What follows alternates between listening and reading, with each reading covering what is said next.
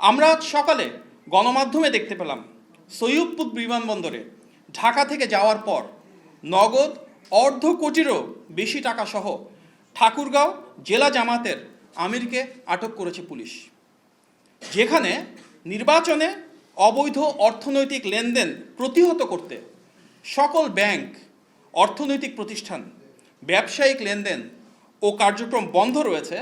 সেখানে স্বাভাবিকভাবেই সর্বত্র প্রশ্ন উঠছে, জামাতের একটি জেলার সর্বোচ্চ নেতা কোন উৎস থেকে এই বিপুল পরিমাণ অর্থ নিয়ে, কি উদ্দেশ্যে, কাদের দেওয়ার জন্য নির্বাচনের ঠিক আগের দিন ঢাকা থেকে ঠাকুরগাঁও যাচ্ছেন। টানা 4 দিন যেখানে দেশের সকল ব্যবসায়িক কার্যক্রম বন্ধ রয়েছে, সেখানে এত বিপুল পরিমাণ অর্থ কোন ব্যবসায়িক প্রয়োজনে ব্যবহৃত হতে পারে সেটি বোঝার জন্য বিশেষজ্ঞ হওয়ার প্রয়োজন নেই। স্পষ্টতই আচরণবিধির এই লঙ্ঘন গণবিচ্ছিন্ন রাজনৈতিক দলটির দেউলিয়ত্ব ও অনৈতিক প্রভাব বিস্তারের চেষ্টা প্রমাণ করছে। যারা ইনসাফ প্রতিষ্ঠা ও দুর্নীতির বিরুদ্ধে বয়ান তৈরি করে, তাদের কাছে প্রশ্ন করা যেতেই পারে, টাকা দিয়ে ভোট কেনা তাদের সেই দুর্নীতি বিরোধী বয়ানের সাথে কতটা সঙ্গতিপূর্ণ।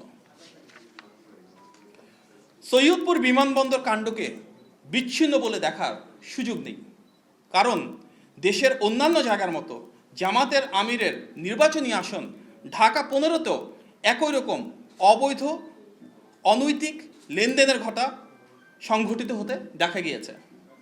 আরও দেখা গিয়েছে কুমিল্লা, নোয়াখালী, খুলনা সহ দেশের অসংখ্য জায়গায়। ইতিপূর্বে দেশটি আমরা দেখেছি দেশব্যাপী দলটির নেতাকর্মীরা বাসায় বাসায় গিয়ে ভোটারদের বিকাশ নম্বর ও ভোটার আইডি নিয়েছিলেন। তবে বিকাশ, রকেট বা নগদের মাধ্যমে এভাবে অবৈধ অর্থ প্রেরণ বা জান্নাতের টিকিটের প্রলোভনকে ধর্মপ্রাণ দেশবাসী ইতিমধ্যেই প্রত্যাখ্যান করেছেন। গণমাধ্যমে প্রাপ্ত সংবাদ অনুযায়ী আমরা দেখতে পেরেছি দেশের অনেক জায়গায় ভোটারদের মাঝে ভীতি ছড়াতে সেই রাজনৈতিক দলের সন্ত্রাসীরা দেশি অস্ত্রসহ বাঁশ, পাইপ ও স্ট্যাম্প জড়ো করছে। বিভিন্ন জেলায় সহিংসতা, অতর্কিত হামলা, অগ্নিসংযোগ, ভোটারদের ভয়ভীতি প্রদর্শন ও অর্থ বিতরণ করছে। এইসব ঘটনার সাথে সম্পৃক্ত ভোটের মাঠে নানা বিশৃঙ্খলা সৃষ্টি সহ অনৈতিক কার্যক্রমের সঙ্গে জড়িত সেই দলের অনেকেই ইতিমধ্যে আইনশৃঙ্খলা বাহিনীর হাতে গ্রেফতার হয়েছে। আমরা উদাহরণস্বরূপ শুধু একটি মর্মান্তিক ঘটনা এখানে উল্লেখ করতে চাই। বগুড়া 4 আসনে নন্দীগ্রামে জামাতের চিহ্নিত সন্ত্রাসীদের হামলায় থালতা মাঝগ্রাম ইউনিয়ন বিএনপির সভাপতির মাসুদ রানার চোখে গুরুতরভাবে ক্ষতিগ্রস্ত হয়েছে। তার চোখে দৃষ্টি হারানোর খবর ছড়িয়ে পড়লে তার মা স্ট্রোক করে মারা যান। অত্যন্ত বেদনাবহুল এই ঘটনার প্রেক্ষিতে আমরা তীব্র নিন্দা এবং দ্রুত বিচারের দাবি জানাই।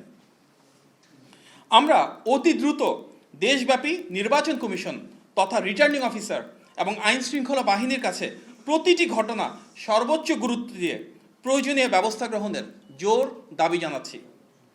আমরা উৎসাহের সঙ্গে লক্ষ্য করছি যে মুষ্টিমেয় কিছু সন্ত্রাসীর এই অরাজকতা রুখে দিয়ে গণতন্ত্রকামী মানুষ প্রবল উৎসাহ নিয়ে ভোট প্রদানের প্রস্তুতি নিচ্ছে। অনেক জায়গায় টাকা দিয়ে ভোট কিনতে গিয়ে সেই দলের দুর্বৃত্তরা জনতার প্রতিরোধের সম্মুখীন হচ্ছে। শুধু তাই নয়, দেশের বিভিন্ন জায়গা থেকে প্রচুর বোরখা ও নিকাব বানানোর বিষয়ে আমরা জানতে পেরেছি এবং ইসলামী মূল্যবোধের ধারক দল হিসেবে বিএনপি সবসময় বিশ্বাস করে বাংলাদেশের প্রতিটি নাগরিকের কাছে বোরখা ও নিকাব ধর্মীয় সংস্কৃতির একটি অত্যন্ত গুরুত্বপূর্ণ বিষয়।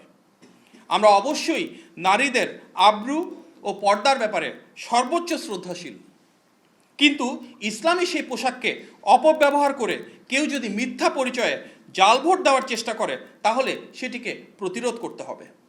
সন্দেহজনক ভোটারের পরিচয় নিশ্চিত করতে এনআইডি কার্ড, হজ, ওমরা, পাসপোর্ট বা ভিসার ছবি তোলার মতো করেই মুখমণ্ডলের যে অংশটুকু অনাবৃত রেখে ছবি তুলতে হয়, ভোটার তালিকা অনুযায়ী নারী প্রিসাইডিং বা সহকারী প্রিসাইডিং অফিসার ও নারী চ্যালেঞ্জকারী বা এজেন্টের উপস্থিতিতে ভোট প্রদানের আগে নারী ভোটারদের পরিচয় নিশ্চিত করতে হবে যেখানে প্রযোজ্য। এর আগেও আমরা দেখেছি লক্ষ্মীপুরে ভোটে ব্যবহারের অবৈধ সিল উদ্ধারের ঘটনায় একটি প্রিন্টিং প্রেসের মালিক গ্রেপ্তার হয়ে আদালতে স্বীকারোক্তিমূলক জবানবন্দি দিতে বলেছেন যে উক্ত দলের একজন নেতার নির্দেশেই এইসব সিল তৈরি করা হয়েছে। এমনকি তার হোয়াটসঅ্যাপে পাওয়া অর্ডারের তথ্য, জব্দকৃত আলামত ও সংশ্লিষ্ট প্রার্থীর সঙ্গে ঘনিষ্ঠতার প্রমাণও প্রাথমিক তদন্তে পাওয়া গিয়েছে, যা নির্বাচনকে প্রভাবিত করার একটি ষড়যন্ত্রের প্রমাণ।